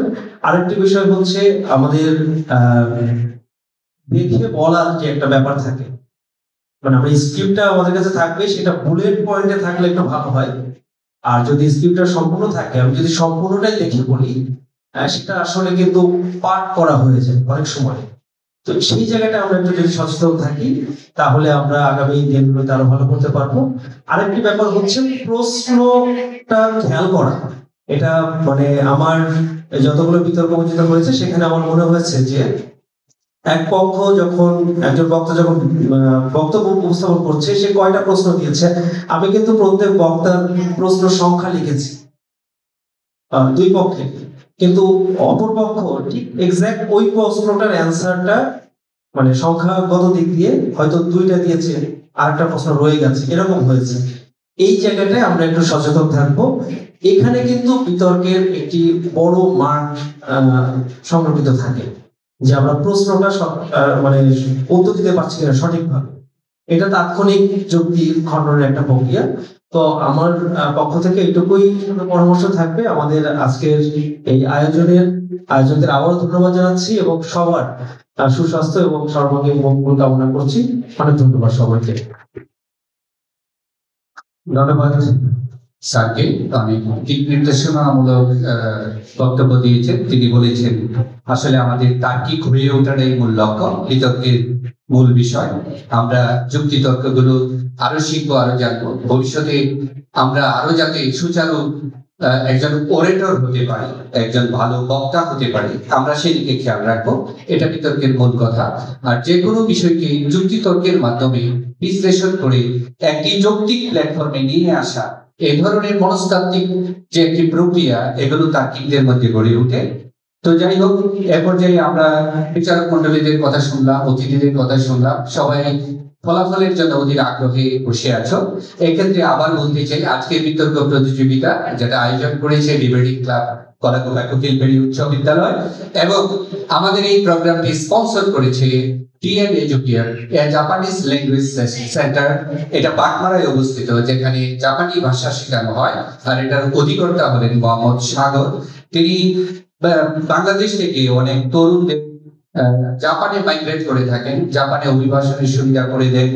ফলে বাংলাদেশের অনেক, বিশেষ করে নবাবগঞ্জ অঞ্চলের অনেক শিক্ষার্থী এখন জাপানের বিভিন্ন বড় বড় বিশ্ববিদ্যালয়ে পড়াশোনা করছে।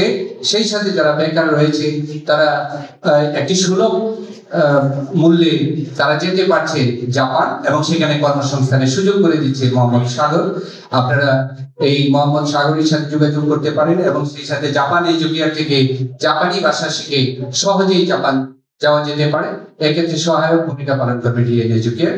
ধন্যবাদ জানাচ্ছি আজকে এই ডিবেটিং ক্লাবে যারা আছেন, যারা কুশীলব আছেন, যারা অতিথি আছেন, শিক্ষার্থী আছেন, এবং যারা আজকে টেকনিক্যাল সাপোর্ট দিয়েছেন, শিক্ষার্থী যারা এসেছেন এবং যারা বিচারক মন্ডলী এসেছেন, মডারেটরের আসন যিনি পূর্ণ করেছেন, সবাইকেই আমরা আজকে আমাদের এই ডিবেটিং ক্লাব কলাকুপা কোকিলপেড়ির পক্ষ থেকে শুভেচ্ছা অভিনন্দন জানাই।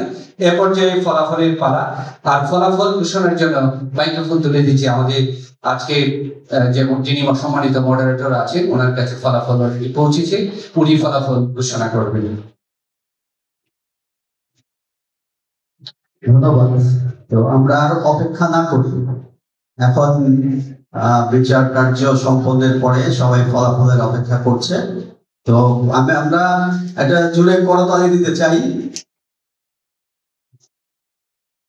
আমাদের ডিবেটিং ক্লাবের যিনি মডারেটর, তোমাদের আমাদের সকলের প্রিয় শিক্ষক জনাব আব্দুল্লাহ মামুন, তার তত্ত্বাবধানে, সার্বিক তত্ত্বাবধানে এবং উদ্যোগে এই ডিবেটিং ক্লাবটি চলছে দীর্ঘদিন যাবৎ। আমরা এই ক্লাবের পক্ষ থেকে ইংরেজি বিতর্কেরও আয়োজন করেছিলাম, তো ভবিষ্যতে আমরা এগুলো করব। তো যাই হোক, তুইতাল স্কুলের সাথে আর আমাদের স্কুলের সাথে একটা বন্ধন আছে, দুই স্কুলের শিক্ষকদের মধ্যে, স্কুলের মধ্যে আর ছাত্রছাত্রীদের মধ্যে। এই বন্ধনের মিলটা আমরা দেখতে পাচ্ছি। দেখেন, পোশাকও কিন্তু একরকম স্কুলের। যদি এটা আপনার যায়, ইউটিউবে যায়, তাহলে কিন্তু বুঝতে পারবে না যে কোন দল বিতর্ক করছে। তো আমরা সবাই আমাদের শিক্ষার্থী, তুইতালের তথা নবাবগঞ্জের প্রত্যেকটা শিক্ষার্থী একটা বিশেষ গুণ নিয়ে তারা স্কুল লেভেল থেকে বেরিয়ে যাক, কলেজ লেভেলে যাক, ইউনিভার্সিটি লেভেলে যাক, এটাই আমাদের কামনা থাকলো এবং সেই চেষ্টাটাই আমরা করব। অচিরেই আমরা নবাবগঞ্জ উপজেলা শিক্ষক সমিতির মাধ্যমে নবাবগঞ্জের শিক্ষার মান উন্নয়ন কল্পে আমরা একটা সেমিনারের আয়োজন করব খুব সহসা। ডিসেম্বরের আগেই আমরা এটি চেষ্টা করতেছি। আমরা প্রশাসনের সাথে কথা বলছি, কারণ আমরা নবাবগঞ্জের মানুষ যদি বাড়ি ঘরের দিকে তাকাই, তাহলে আমাদের শ্রমের ঘরগুলো একসময় টিনের ঘরে রূপান্তরিত ছিল। এখন সব টিনের ঘর আপনার কংক্রিটের ঘর হয়ে গেছে। কিন্তু আমাদের যে আসল যে উন্নতি, শিক্ষা দীক্ষায় যে আমাদের উন্নতি, এই উন্নতিটা ওই ঘর বাড়ির মতো আগায়নি। ঘর বাড়িগুলো যেভাবে লেটেস্ট হয়েছে, আমাদের শিক্ষা দীক্ষা সেই রকম হয়নি। উদাহরণস্বরূপ, আমরা গত এসএসসি পরীক্ষায় জিপিএ 5 যখন সম্বর্ধনা দিতে গেলাম, আমরা বক্তাদের কাছ থেকে একটি কথাই শুনেছি শুধুমাত্র, সেটি হচ্ছে আমাদের একজন বিশেষ লোক, উনি বলেছেন দুহারের মাত্র 22টি স্কুল, ওখানকার একটি স্কুলে জিপিএ 5 পেয়েছে 79টি। আর আমাদের টোটাল নবাবগঞ্জে 42টি স্কুল থেকে পেয়েছে 78টি। ওখানে তো 127-এর মতো জিপিএ 5 আছে 22টি স্কুলে। আবার যদি আমরা ইন্টারমিডিয়েটের রেজাল্টটা দেখি কলেজ লেভেলের, সেখানকার অবস্থা আরো শোচনীয়। এটি আমাদের যারা সুশীল সমাজ আছে তাদের বিবেককে নাড়িয়ে দিয়েছে। তারা আমাকে অনেকেই ফোন করেছে, কারণ আপনারা জানেন যে গ্রাজুয়েট অ্যাসোসিয়েশনের হওয়ার কল্যাণে এই গ্রাজুয়েট অ্যাসোসিয়েশনের বহু লোক, বহু বিজ্ঞ লোক যারা অভিজ্ঞ এবং প্রশাসনিক ভাবে বিভিন্ন জায়গায় অবস্থান করছেন, তারা আমার সাথে যোগাযোগ করে আমাকে বলেছেন যে স্যার একটা কিছু করেন, শিক্ষার জন্য কিছু করেন। নবাবগঞ্জে তো পার্মানেন্ট উন্নতি হচ্ছে না। পার্মানেন্ট উন্নতি বলতে বোঝাচ্ছে এই শিক্ষা দীক্ষাকে বোঝাচ্ছে, স্থায়ী যে ডেভেলপমেন্ট। তো এই জন্য আমি ওনাদেরকে কথা দিয়েছি যে নবাবগঞ্জ উপজেলা শিক্ষক সমিতির তত্ত্বাবধানে একটি সেমিনার, কি করে এই উপজেলার শিক্ষার মান উন্নয়ন করা যায়, সেই পরামর্শগুলো আমরা ওনাদের কাছ থেকে নিব। এখানে যারা ছাত্রছাত্রী আছো, দেখো শিক্ষার কোনো বিকল্প নেই। তো যাই হোক, ফলাফলের অপেক্ষা, অনেক কথা বলা যাবে, ভবিষ্যতে বলবো। আমরা দুটি বিজয়ীর কথা বলি, একটি হচ্ছে শ্রেষ্ঠ বক্তা আর একটি হচ্ছে দল। তো শ্রেষ্ঠ বক্তা হয়েছে বিপক্ষ দলীয় নেতা মার্সিয়া মাজাবি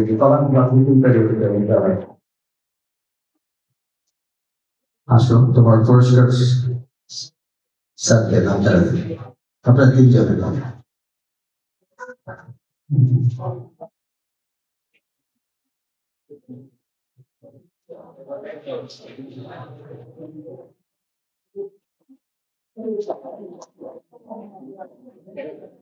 এবং বিজয়ী দল বিপক্ষ দল কলাকুপা কুকিল তৈরি হচ্ছে। এবং খুবই আমি যেদিন আশঙ্কা করেছিলাম যে কম্পিটিশনটা খুবই টাফ, আসলে টাফ হয়েছে খুব, মানে সামান্য ব্যবধানে এটা হয়তো হেরফের হয়েছে।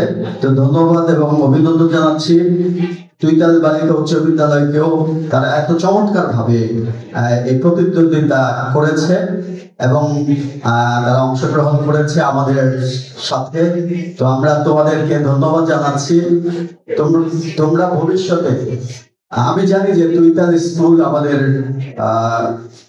সেন্ট ইউফ্রেজিয়াস বান্দরা এই স্কুলগুলো এই বিতর্ককে ধরে রেখেছে। আমরা কিন্তু কলাকুপা স্কুল তাদেরকে অনুসরণ করছি।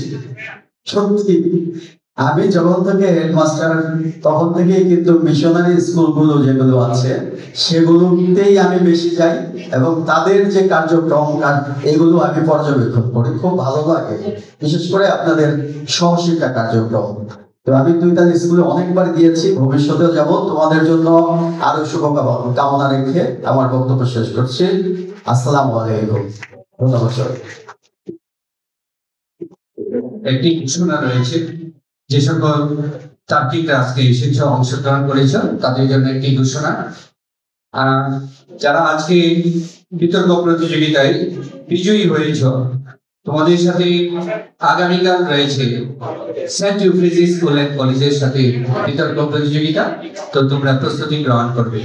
আগামীকাল সেন্ট ইউফ্রেজিয়াস স্কুল এন্ড কলেজের সাথে তোমাদের প্রতিযোগিতা, ওইখানে যারা জয়ী হবে তারা ফাইনালে যাবে।